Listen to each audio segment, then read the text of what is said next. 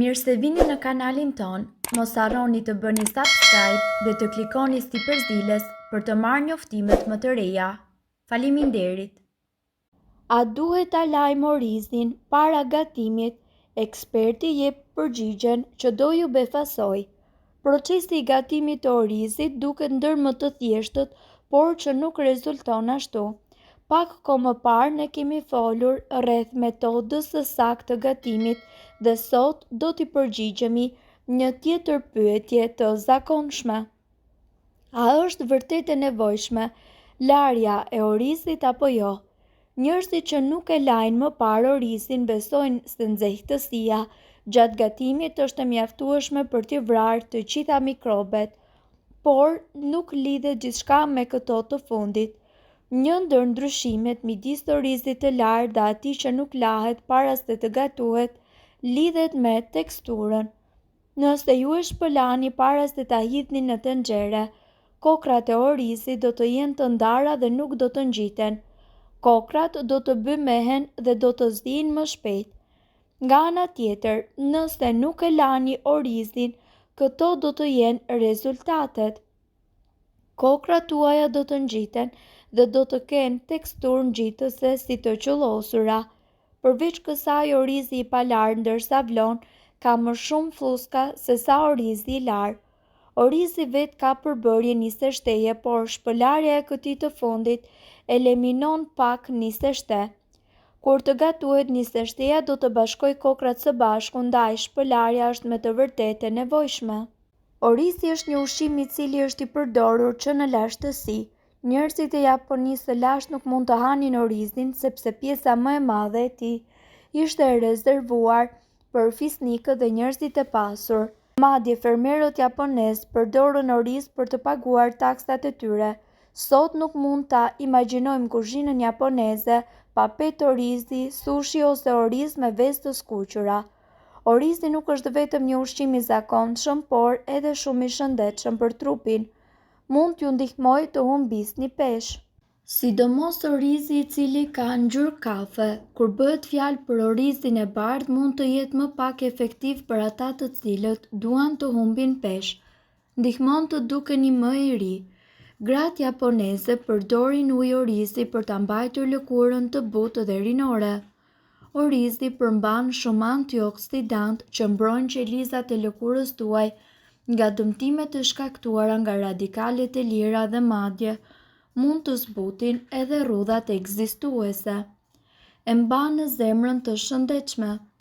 Konsumi i orizit rregullisht është një mënyrë natyrale dhe e shijshme edhe për të përmirësuar shëndetin e zemrës, për shkak se është një antiinflamator natyral, parandalon krijimin e pllakave brenda enëve të gjakut dhe ul rrezikun për sëmundje të caktuara të zemrës, si sulmet në zemër ose goditjet në tru. Mban larg sheqerin në gjak. Për cilin do që vuan nga sheqeri i lartë në gjak, ngrënia e orizit është një mënyrë shumë e mirë për ta luftuar atë, por është më mirë që ju të zgjidhni orizin kaf sepse ai ka rreth 3 herë më shumë fibra dhe është më i lartë në proteina. Ndihmon tretjen. Përmbajtja e lartë e fibrave në oriz mundet që të zvogëlojë kapsllëkun dhe gjithashtu të ndihmojë në rregullimin e sistemit tuaj të tretjes. Për shkak se ai gjithashtu shërben edhe si një diuretik natyral, e pastron trupin dhe largon toksinat nga sistemi juaj tretës. Përmirëson shëndetin e sistemit nervor. Në qoftë se ju hani oriz rregullisht, ju do të përfitoni edhe në sistemin tuaj nervor qendror. Sistemi nervor i trupit ka nevojë për vitamina të ndryshme dhe njëkohësisht duhet që të merrni vitaminën B. Ajo ndihmon në rregullimin e proceseve të tij biologjike. Rrit energjinë. Sipas ekspertëve, orizi është një nga mënyrat më të shëndetshme për të rritur energjinë tuaj. Trupi jon ka nevojë për karbohidrate që mund t'i transformojë ato në energji. Gjithashtu, për shkak se orizi është i pasur edhe me karbohidrate të shëndetshme, ai mundet që t'ju vinë në ndihmë për të fituar energji kur ju ndiheni të lodhur.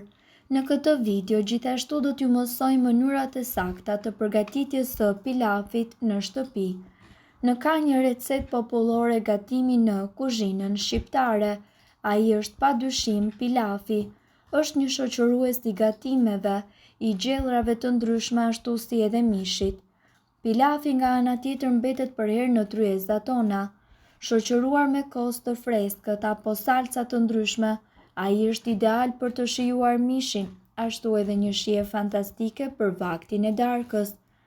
Sipas ekspertëve, pilafi mbetet një nga ushqimet më të preferuara dhe më të shëndetshme, por pavarësisht se është një recetë e thjeshtë, shumë anvisa hasin vështirësi në përgatitjen e duhur të tij.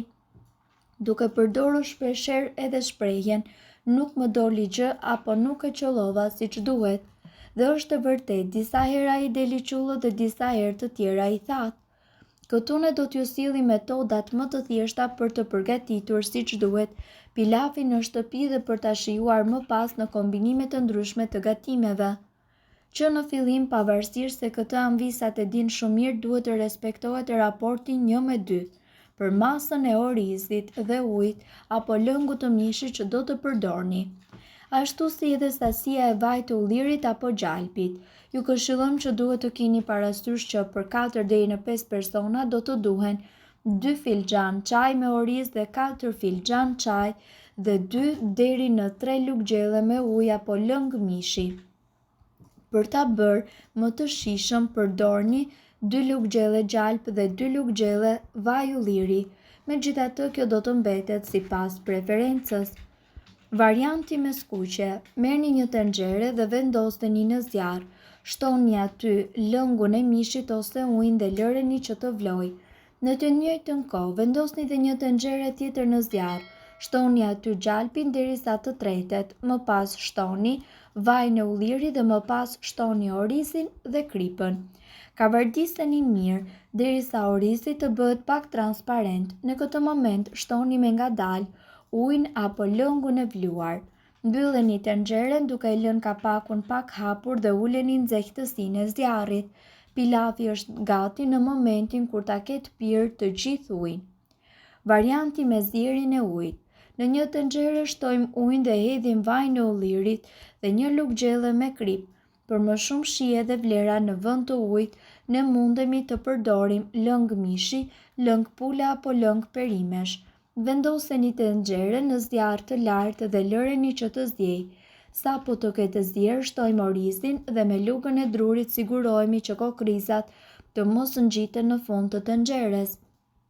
Ju këshillojmë që të mos e përzieni shumë, pasi orizi do të bëhet shumë i butë dhe me lagështirë. I vendosim tenxheres kapakun dhe ulim zjarrin. E lëm orizin që të zjejë për rreth 18 minuta. Më pas e largojmë nga zjarri dhe ashtu në tenxhere do ta lëmë edhe për 5 minuta të tjera. Para se ta shërbejni, me ndihmën e një piruni e përzieni me kujdes. Kështu avulli i tepërt nuk do të krijojë lagështirë. Është e rëndësishme që tenxheres të mos t'ia hiqni kapakun apo ta trazoni orizin gjatë kohës që ai është duke zjerë. Nëse pilafi është bërë para se ta shërbejni, hiqeni kapakun dhe në vend të tij vendosni një pecet kuzhine. Ajo do të thithë lagështinë dhe do të ruajë që orizi të mos bëhet i butë më shumë se ç'duhet. Mirë po duhet të dini, informacionet në këtë video kanë për qëllim të plotësojnë dhe të mos zëvendësojnë këshillat e mjekut tuaj dhe nuk kanë për qëllim të mbulojnë të gjitha përdorimet e mundshme, masat paraprake, ndërveprimet ose efektet negative. Informacionet në këtë video mund të mos i përshtaten rrethanave tuaja shëndetësore. Prandaj, para përdorimit, konsultohuni me mjekun tuaj.